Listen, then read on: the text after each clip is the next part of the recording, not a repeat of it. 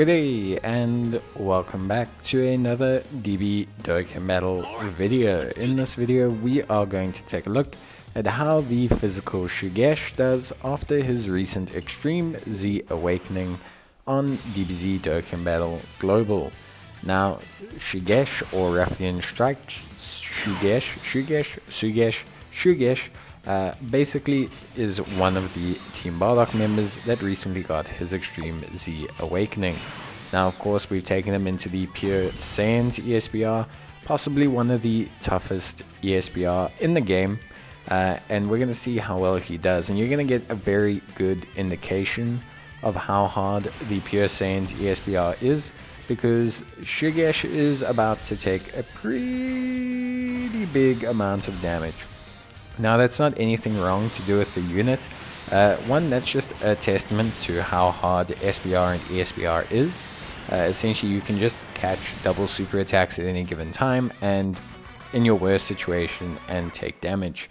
But it's good to know that Shugesh is not really a frontline tank, and we always kind of know that. He's a unit that stacks, he gets very strong defensively over a couple turns, but right off the bat he's not going to blow anyone's socks off. That being said, Shugesh and his design is pretty good for SBR. He has a really nice SBR based design. He gains a lot of effects based on the status effects that are applied to the enemy, and this really kind of speaks as a testament to him. So yeah, so we got off to a bit of a rough start there. We're just going to quickly reconstruct the team, put it all back together, and then we're going to enter the stage and we are going to take a look at how well he does. Now it's important to take note that the Team Bardock EZAs in general I think are roughly on par with the Ginyu Force EZAs. Whether that's good or bad I really can't tell. It does feel as though I feel like the Ginyu Force free-to-play team benefits a lot more from how distinctly powerful the two free-to-play LRs are and how good their lead is.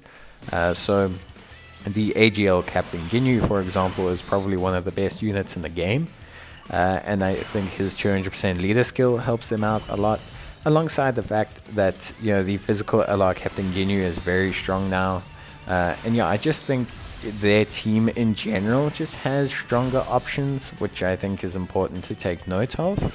That being said, the Team Bardock team is coming along nicely, and once they do get an EZA to the LR Team Bardock, or maybe that LR Team Bardock just gets its two remaining dupes, you will definitely see a very awesome cohesive team come together.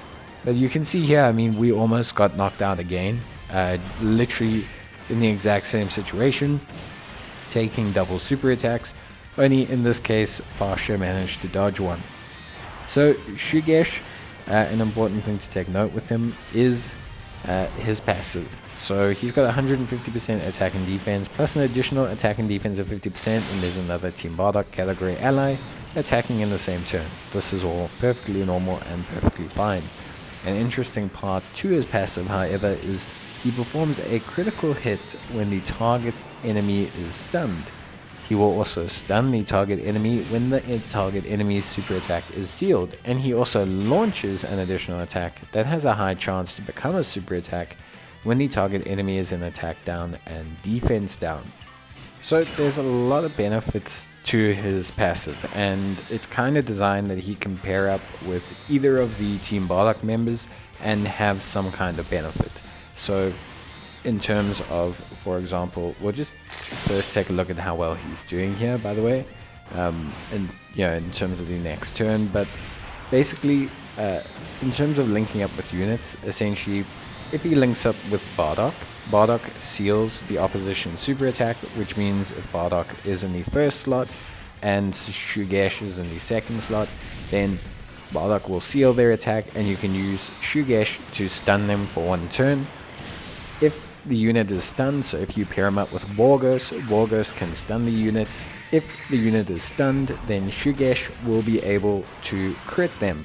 Alternatively, you can obviously place Wargos in the other rotation, and then he'll be able to essentially set up a critical hit for Shugesh.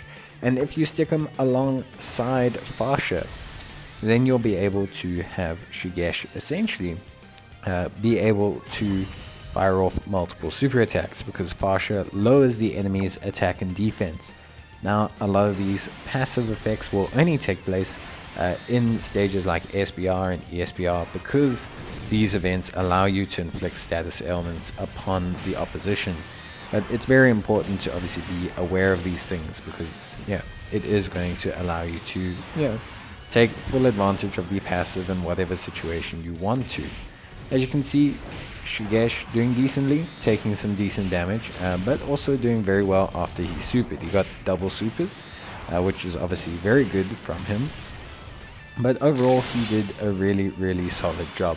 Personally speaking, I think he did a fantastic job, and I really like how well he's done. He's done some good damage. He can tank decently after a couple super attacks. So yeah, overall he's done pretty well. Obviously he's not a first slot tank, but with that being said, this event does hit incredibly hard. It is very difficult to take on this event without really good first slot tanks.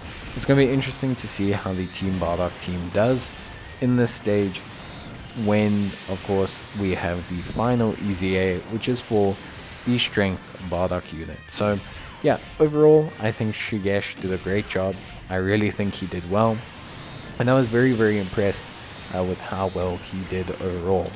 Like I said, I think for units that are free to play, for them to be able to survive one super attack with an item is basically your best case scenario. The units here hit so incredibly hard that it's very difficult to actually measure like how well units can do in this situation, because of this fact, because of how strong the units here are, in general. So we're gonna take a look here. We're gonna put Fasha in the first slot and put Shugesh in the second slot.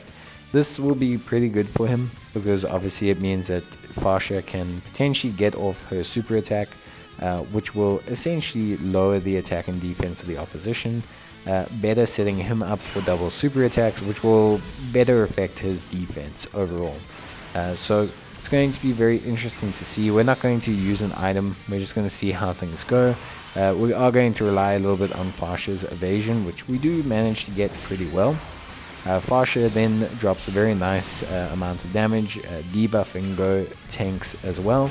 And Shugesh is here with a 3.1 million, which is pretty good attack stat. And he's going to follow that up with another really good one.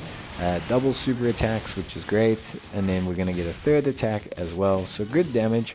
38k on a type neutral. And then obviously, single digits from Go tanks, but he was debuffed by Fasha. So pretty solid. Obviously relied a little bit on the evasion from Fasha. Remember, she does also give units a bit of support as well when we do actually have essentially like a pseudo support when she performs her evasion.